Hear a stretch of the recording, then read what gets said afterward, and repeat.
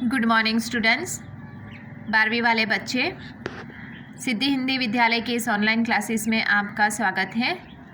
अब यहाँ पे बच्चों हमारा ये जो पाठ चल रहा है, उम्मीद करती हूँ कि आपकी समझ में भक्तिन के जीवन की जो वेशभूषा है, उसकी जो रहनी है, अर्थात वो किस प्रकार से अपना परिचय महादेवी वर्मा को करवाती है, ये सारी बातें आपकी समझ में थोड़ी बहुत आ गई होगी। इसके आगे वाले वीडियो में हमने देखा कि यहाँ पे भक्तिन जो है, ये भक्तिन अपना परिचय थोड़ा अलग प्रकार से करवाती है। वो पढ़ी लिखी नहीं है, लेकिन वो किस प्रकार से खाना पकाने में अपनी पढ़े लिखे ना होने पर भी वो शहरी जीवन में किस प्रकार से रहती है और किस प्रकार से यहाँ पे महादेवी वर्मा के दिमाग के ऊपर अर्थात उनके जीवन में अपनी गहरी छाप छोड़ जाती है, उसके बारे में है। ये जो यहाँ पे भक्तिन जो है, ये भक्तिन किस प्रकार से अपना जीवन व्यतीत करती है महादेवी वर्मा के साथ, इसके साथ साथ ही वो कैसे एक सेवक के रूप में परिचय करवाती है, उसके बारे में हमने चर्चा की। आगे वाले जो हमने कल वीडियो देखा था, उस वीडियो में हमने देखा कि वो किस प्रकार से खाना बनाती है। पहले तो महादेवी वर्मा को पसंद नहीं आता, फिर धीरे धीरे वो भी उसके अनुरूप ढल जाते हैं और फिर सोच में पड़ जाते हैं। कभी कभी भक्तिन जो होती है वो महादेवी वर्मा के घर में आए हुए उनके जो शिष्य है अर्थात विद्यार्थी है, उनके साथ भी वो चर्चा करती है। पढ़ाई लिखाई के क्षेत्र में भी अगर कोई उनसे पूछे तो वो कह देती है कि भाई मेरी जो मालकिन है वो तो पूरे दिन किताब में रहती है, और अगर मैं भी किताब में ही इस तरह से काम करने लग जाऊं तो घर गृहस्थी को कौन संभालेगा। इस तरह से वो उत्तर देकर अपनी बुद्धिमत्ता का परिचय करवाती है। अब यहाँ से थोड़ा और आगे, जहाँ से हमारा बाकी था बच्चों, यहाँ तक हमने देखा था, ठीक है, कि खोज ढूंढ आवश्यक हो उठती है। अब यहाँ से थोड़ा और आगे, जब एक बार मैं उत्तर पुस्तिकाओं और चित्रों को लेकर, मैं यानी कौन, महादेवी वर्मा, व्यस्त थी, तब भक्तिन सबसे कहते घूमी, वो बिचारू तो रात दिन काम में झुकी रहती है और तुम पचे घूमती फिरती हो, चलो तनिक हाथ बटाई ले। सब जानते थे कि ऐसे काम में हाथ नहीं बटाया जा सकता, अतः उन्होंने अपनी असमर्थता प्रकट कर भक्तिन से पिंड छुड़ाया। बस इसी प्रमाण के आधार पर उसकी सब अतिशयोक्तियाँ अमलबेल सी फैलने लगी। उसकी मालकिन जैसा काम कोई जानता ही नहीं, इसी से तो बुलाने पर भी कोई हाथ बटाने की हिम्मत नहीं करता। अब यहाँ पे बच्चों इस पाठ में ऐसा है, इस पंक्ति में यहाँ पे जो जितना परिच्छेद हमने पढ़ा उसमें ऐसा दिया गया है कि जैसे कि ये जो भक्तिन है, ये भक्तिन यहाँ पे अपना अलग से परिचय करवाती है। महादेवी वर्मा कहते हैं कि एक दिन वो अपने कमरे में बैठकर कुछ चित्र, कुछ किताबों को पढ़ रहे थे, कुछ चित्रों को समझने का प्रयास कर रहे थे। उसी समय वहाँ पे जो उनके महादेवी वर्मा के जो विद्यार्थी बैठे थे, उनको कहा कि तुम यहाँ पर दिन भर बैठे रहते हो, बेचारी मेरी मालकिन है वो कुछ ना कुछ करती रहती है, तो चलो तुम उनके इस काम में हाथ बटाओ, ऐसा। अब भक्तिन जो है वो थोड़ी अलग प्रकार की है, थोड़ी अपनी स्थितियों को रखने में, अपनी बातों को रखने में थोड़ी माहिर है। इसके लिए वहाँ पे उपस्थित जितने भी बच्चे थे उन्होंने हाँ में सम्मति देकर किसी न किसी छोटे मोटे कार्य को लेकर अपना हाथ बटाकर यहाँ पे एक महादेवी वर्मा को जैसे कि संतुष्टि, यहाँ पे भक्तिन को जैसे कोई संतुष्टि हो, ऐसा कुछ उन्होंने किया। क्योंकि हम सबको पता है बच्चों कि जैसे कि पढ़ना लिखना जो होता है, तो जिस इंसान का ये कर्तव्य होता है वही इंसान कर पाता है। जैसे कि अभी हम 12वीं वाले बच्चे हैं, तो 12वीं का जो सिलेबस है वो हमें ही पढ़ना है, हमारी जगह कोई और पढ़ के नहीं ये परीक्षा दे सकता है। तो बिल्कुल उसी प्रकार से यहाँ पे ये जो चित्र बनाना है, ये जो पढ़ना है, किताबें हैं, वो सब हमको ही करना है। तो महादेवी वर्मा का काम भी महादेवी वर्मा को खुद को ही करना है। ये सब जानते हैं, बच्चे भी अच्छी तरह से जानते थे वहाँ पे महादेवी वर्मा के, कि ये पढ़ाई लिखाई का काम तो इंसान को खुद ही करना पड़ता है। लेकिन उन्होंने यहाँ पे भक्तिन के कहने पर छोटा मोटा काम करके अपने भक्तिन को संतुष्टि हो, इस तरह से किया। अब थोड़ा और आगे बढ़ते हैं। पर वह स्वयं कोई सहायता नहीं दे सकती, इसे मानना अपनी हीनता स्वीकार करना है। इसी से वह द्वार पर बैठकर बार बार कुछ काम बताने का आग्रह करती है, कभी उत्तर पुस्तिका को बांधकर, कभी अधूरे चित्र को कोने में रखकर, कभी रंगों की प्याली धोकर और कभी चटाई से आंचल को झाड़कर। वो जैसी सहायता पहुंचाती है, उससे भक्तिन का अन्य व्यक्तियों से अधिक बुद्धिमान होना प्रमाणित हो जाता है।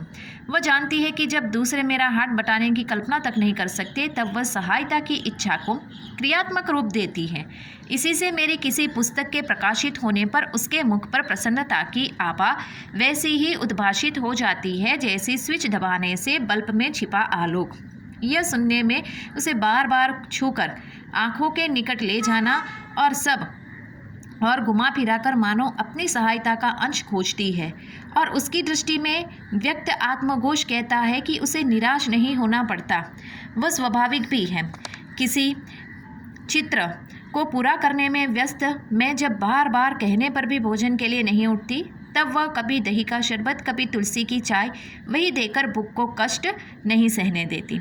अब यहाँ पे इस परिच्छेद में बच्चों ये बात बताई गई है कि ये जो भक्तिन है, ये भक्तिन पूरे दिन कुछ न कुछ काम कर कर अपनी सेवाभावी कर्तव्य निष्ठा कर्मठता को वो प्रकट करती है। जैसे कि वो पढ़ी लिखी तो है नहीं, गांव की है, इसके लिए वो क्या छोटे मोटा काम करके यहाँ पे महादेवी वर्मा की सहायता करती है और अपनी बुद्धिमत्ता का परिचय प्रमाण दिलवाती है।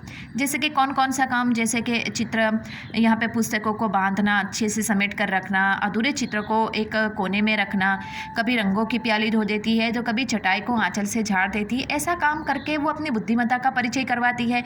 इसके साथ साथ ही यहाँ पे ये सारी जो उसके दिमाग में ये जो क्रियात्मकता रखी हुई है, जिस प्रकार से वो अपनी क्रियात्मकता का, बुद्धि का परिचय करवाती है भक्ति, ये देखकर महादेवी वर्मा बहुत ही खुश हो जाते हैं। इसके साथ साथ यहाँ पे महादेवी वर्मा की सहायता करने में वो हमेशा तत्पर रहती हैं। एक सेवक जो होता है, ये सेवक अपने मालिक की सेवा करने के लिए हमेशा तत्पर रहता है। बिल्कुल उसी प्रकार से भक्तिन भी महादेवी वर्मा की सेवा करने के लिए हमेशा तत्पर रहती है। महादेवी वर्मा ने कहा, जब वो कोई किताब की खोज करते हैं, उनकी कोई किताब प्रकाशित होती है, तब सबसे ज़्यादा खुशी किसको होती है? भक्तिन को। उन्होंने ये स्विच और बल्ब के साथ उसकी तुलना की। जैसे कि स्विच दबाने पर जैसे कैसे बल्ब में आलोक यानी प्रकाश, जैसे कि बल्ब, जैसे स्विच दबाने से बल्ब में कैसे उजाला आ जाता है, बिल्कुल उसी प्रकार से ये महादेवी वर्मा के चेहरे पर भी महादेवी वर्मा की ये पुस्तक प्रकाशित होती है, तो महादेवी वर्मा के साथ साथ ये भक्तिन के चेहरे पर भी खुशी की एक आभा उमड़ जाती है। इतना ही नहीं, कभी कभी महादेवी वर्मा अपने काम में बहुत व्यस्त हो जाते हैं, तो वो खाने पे बुलाने पर भी वो नहीं आते हैं, तो भक्तिन यहाँ पे उनको कुछ ना कुछ, जैसे दही का शरबत या तुलसी की चाय देकर उनको भूख सहन ना करनी पड़े, उसके लिए पूरी व्यवस्था कर लेती हैं। अब थोड़ा और आगे बढ़ते हैं। दिन भर के कार्यभार से छुट्टी पाकर जब मैं कोई लेख समाप्त करने या भावों को छंदबद्ध करने बैठती हूँ, तब छात्रावास की रोशनी बुझ चुकी होती है।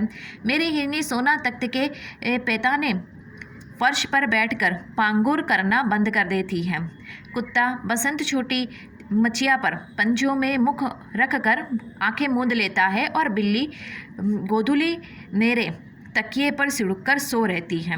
यहाँ पे जहाँ पे महादेवी वर्मा रहते हैं बच्चों, ये परिच्छेद में ऐसा है कि महादेवी वर्मा जहाँ पे रहते हैं वहाँ पे बहुत सारे ऐसे जानवरों को भी पाल के रखा है, तो ये सब किसी न किसी, जैसे ही रात होती है, महादेवी वर्मा तो काम में व्यस्त रहते हैं, कुछ ना कुछ वो लेख लिखते रहते हैं, कोई चित्र बनाते रहते हैं, कोई किताब पढ़ते रहते हैं, तो आधी रात तक वो जागते रहते हैं। लेकिन उनके पाले हुए ये जो जितने भी ये जानवर है, ये सारे के सारे किसी न किसी उनकी क्रिया है और उस क्रिया में ढलकर सो जाते हैं। तो उस प्रकार से यहाँ पे जब सारे जानवर सो जाते हैं, पूरा माहौल शांत हो जाता है, अकेली महादेवी वर्मा ही यहाँ पे लेख लिखते रहते हैं, कुछ न कुछ कार्य करते रहते हैं, क्रियाशील रहते हैं। उस समय यहाँ पे भक्तिन क्या करती है वो देखते हैं। पर मुझे रात की निस्तब्धता में अकेली न छोड़ने के विचार से कोने में दरी के आसन पर बैठकर बिजली की चकाचौंध से आंखें मिचमिचाती हुई भक्तिन प्रशांत भाव से जागरण करती है। वो ऊँगती भी नहीं, क्योंकि मेरे सिर उठते ही उसकी धुंधली दृष्टि मेरी आंखों का अनुसरण करने लगती है। यदि मैं सिरहाने रखे रेक की ओर देखती हूँ तो वह उठकर आवश्यक पुस्तक का रंग पूछती है। यदि मैं कलम रख देती हूँ तो वो स्याही उठा लेती है, और यदि मैं कागज़ एक और सिरका देती हूँ तो वो दूसरी फाइल टटोलती है। अब बच्चों यहाँ पे ये जो भक्तिन है, भक्तिन थोड़े अलग प्रकार की है। जैसे कि घर में जहाँ पे महादेवी वर्मा रहते हैं वहाँ पे जितने भी उन्होंने पाले हुए जानवर हैं वो भी सारे सो जाते हैं, रात का माहौल है वो भी शांत होता है। लेकिन यहाँ पे मालिक जाग रहा है तो उसके साथ साथ ये भक्तिन उसका सेवक भी जाग रहा है।